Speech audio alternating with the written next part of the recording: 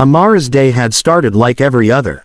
She woke before sunrise in the small staff dormitory behind the mansion, quietly folding her blanket and tying her hair into a neat bun. By 6 a.m., she was already mopping the long marble corridors, her footsteps echoing softly through the massive halls. The Hale estate was beautiful.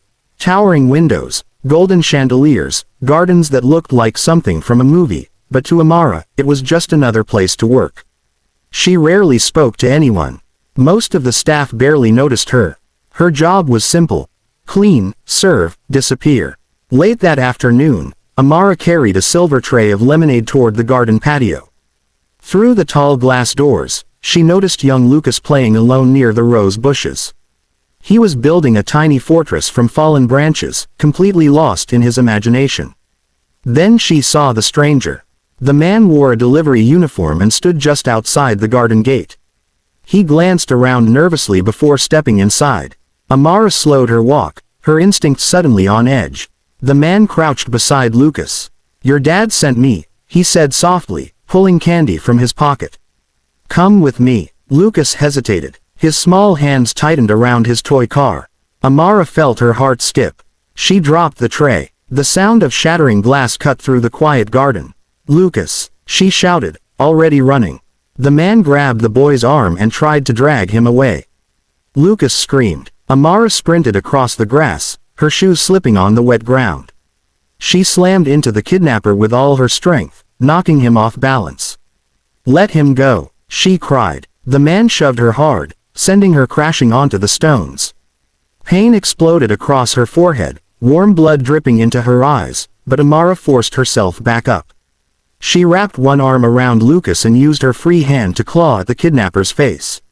He cursed, trying to pry her away.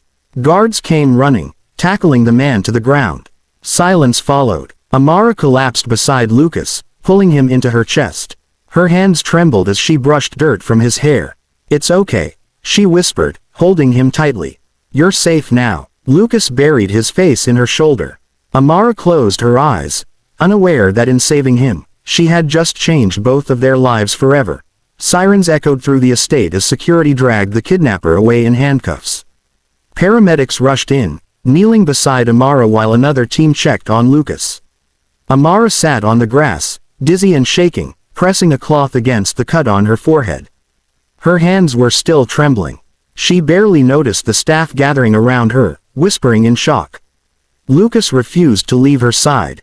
He held tightly to her sleeve, his small fingers clenched like she might disappear if he let go. "It's okay," Amara kept saying softly, though her own voice wavered.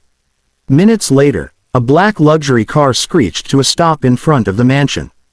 Richard Hale stepped out before it had fully parked. The billionaire ran. His expensive suit meant nothing in that moment. He dropped to his knees in front of his son, pulling Lucas into his arms with a force that made the boy gasp. My boy, Richard whispered, eyes wet. "Are you hurt?" Lucas shook his head, then pointed back at Amara. "She saved me." Richard turned. For the first time, he truly saw her. She stood slowly, uniform torn at the shoulder, dirt smeared across her knees, dried blood streaking her temple. She looked small beside the towering guards and paramedics, but her posture was steady. "You?" Richard asked quietly. Amara nodded. "I just did what anyone would do, sir." Richard swallowed hard. He took her hands without hesitation, ignoring the blood and grime. "Thank you," he said, his voice breaking. "You gave me back my son." He ordered the medical team to treat her immediately, offered her a private doctor, and promised to double her salary. He told his assistant to arrange a reward and a permanent contract. The staff watched in disbelief. The invisible maid had become the hero of the house. News reporters soon gathered outside the gates. Phones came out. Headlines were already forming. Maid saves billionaire's son from kidnapper. Amara accepted everything quietly, her eyes lowered. She didn't smile. That evening, after the chaos faded, Richard walked through the staff quarters to personally thank her again. He found Amara sitting alone on her narrow bed, holding a worn photograph. A little boy stared back from the picture. He looked just like Lucas. Richard paused at the doorway, his chest tightening. Something about her sadness felt deeper than gratitude. And for the first time that day, Richard felt uneasy, like the story wasn't finished yet. Richard couldn't shake the image of that photograph. Long after the mansion had gone quiet, he sat in his office staring out at the dark garden, replaying the day in his mind. The way Amara had held Lucas. The way Lucas had clung to her. And that picture, of a boy who looked too much like his son. Around midnight, Richard finally made a decision. He asked his assistant where Amara was staying and walked to the staff quarters himself. When he knocked, Amara opened the door slowly. She looked surprised to see him there, her forehead now bandaged, her eyes tired and red from crying. "Sir," she whispered, "may I come in?" She stepped aside. Her room was small and simple. One narrow bed, a wooden chair, and a tiny table holding that same photograph. Richard pointed gently. "That picture, who is he?" Amara froze. Her hands began to shake. She sat down, pressing her palms together like she was trying to hold herself in one piece. "That's my son," she said quietly. Richard's chest tightened. "You said my son was saved today." Amara closed her eyes. "Yes." Silence stretched between them. Finally, she spoke. Years ago, she had worked at one of Richard Hale's factories. Safety complaints were ignored. One evening, a machine malfunctioned. Her husband was crushed in front of his coworkers. Richard's face drained of color. "I was pregnant," Amara continued. "With twins." She told him how she begged for compensation and was turned away by lawyers. How she slept in shelters. How she gave birth alone in a charity hospital. "I couldn't feed both babies," she said, tears sliding down her cheeks. "So I gave one up for adoption." Richard felt dizzy. Her voice broke. "A wealthy couple adopted him. I later learned it was you." The room seemed to tilt. "Lucas." Richard stumbled back into the chair. You're saying, she's his mother," Amara whispered. "I am." She explained how she later applied for work at the Hale estate, hiding her identity just to be close. She never planned to tell him. She only wanted to see her child smile from a distance. "I didn't come for money," she said. "I came for him." Richard covered his face with his hands. The woman who saved his son was his son's real mother. And the wealth that built his empire had also destroyed her family. His whole body shook. Outside, thunder rolled softly.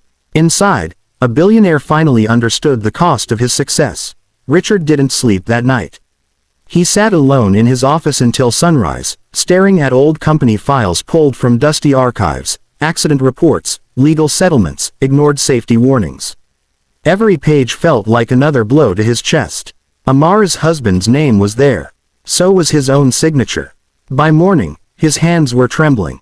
For the first time in his life, money couldn't fix what he had done. When the sun finally rose, Richard walked to the staff quarters again. He found Amara outside, quietly sweeping the walkway like nothing had happened, like her heart hadn't been ripped open the night before. He stopped in front of her. Slowly, awkwardly, the powerful billionaire knelt. The broom slipped from Amara's hands. "I took your child," Richard said, his voice breaking. "I destroyed your family, and you still saved my son." Tears streamed down his face, soaking into the stone beneath his knees. Staff nearby froze in shock. "I didn't know," he whispered. "But that doesn't change what I did." Amara stood silent, her fingers clenched at her sides. Richard promised everything. Public acknowledgement of the factory accident, full compensation to every affected family, lifelong financial support for Amara, and legal recognition of her as Lucas's biological mother. But Amara shook her head gently. "I don't want revenge," she said softly. "I only want time with my child." Richard nodded through tears. From that day on, Lucas had two parents. Amara moved from the staff quarters into a small guest house on the estate. She began having breakfast with Lucas, walking him to school, reading him stories at night. Slowly, he learned the truth, not all at once, but with care. Richard stepped back, letting Amara build the bond she had been denied. He also rebuilt his company from the ground up, placing worker safety first, meeting personally with families he had once ignored. Some wounds never fully heal. But every evening, when Richard watched Lucas run into Amara's arms, he remembered the lesson that changed his life. Power without compassion creates tragedy. And sometimes, the bravest heroes don't wear suits. They wear Maid uniforms and carry broken hearts.